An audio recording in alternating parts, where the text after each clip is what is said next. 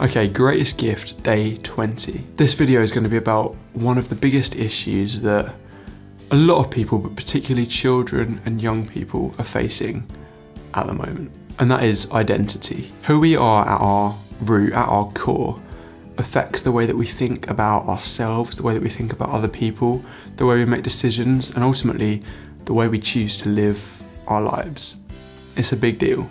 And it's so sad in 2017 to look around and see how many lives are being broken by people not having a good view of themselves as people. I guess a lot of things make up your identity, like what you enjoy, your family, where you live, your interests, your age, and that's all great, but these are all very much surface things compared with our given identity as children of God. Like we were talking about before, the Bible says that we were all created by God for special purposes, and that is the very root of who we are. There are other things on top of that, like what we enjoy, all these other things, but the one thing that really matters is who God says we are. And I think a lot of problems in today's society start to develop when we really start prioritising what other people might say we are, or what we say we are, which are never going to be as good as what God says we are. What God says about us is the best possible thing that we could ever say about ourselves. And that is that we're chosen, that we've got a purpose, that we're created by God, and that through grace and faith, we can be born into relationship with God as his children. I think especially young people today will view things like their social media or how many friends they have at school as being who they are.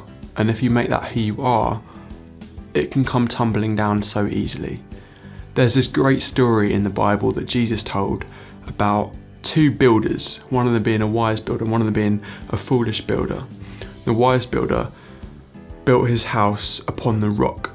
And so when it was built on the rock, the wind and the waves and the storms would come and the house would stay there because it's got good solid foundations.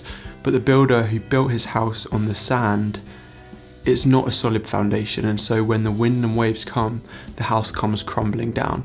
And the point of this story, the point of this analogy that Jesus uses is, if the house is our life, where are we building our house? Where are we building our life? The foundations that we build our life on are so important to whether or not our life will stand when the storms come.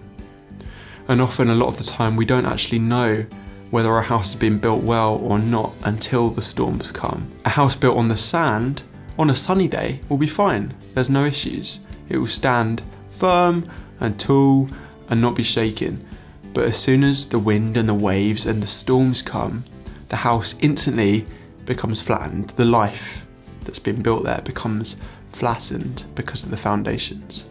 And so I want to challenge you today, whether you believe in God or not, where are you putting your foundations? Where have you chosen to build your life, to build your house? Is it on something that will last, or is it on something that's temporary and that could so easily be brought down at any minute? I think ultimately the only thing that's worth building our lives upon is the love of God, because like we've spoken about before, the love of God is the only thing that is eternal. It's the only thing that is never ending. If your identity or your life is built on things like how you look, or how many likes you're getting on Instagram, how long your friends lists are, even how happy you are, all these things can come crumbling down straight away. And it's so dangerous to make these things your root identity. Don't live off those things, don't make them your foundation, but put your foundation in the one thing that remains from the beginning to the end, and that is the love of God and that you belong to him.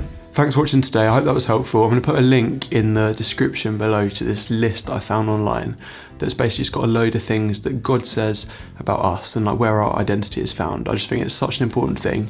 You should all check it out, but I'll see you tomorrow for day 21.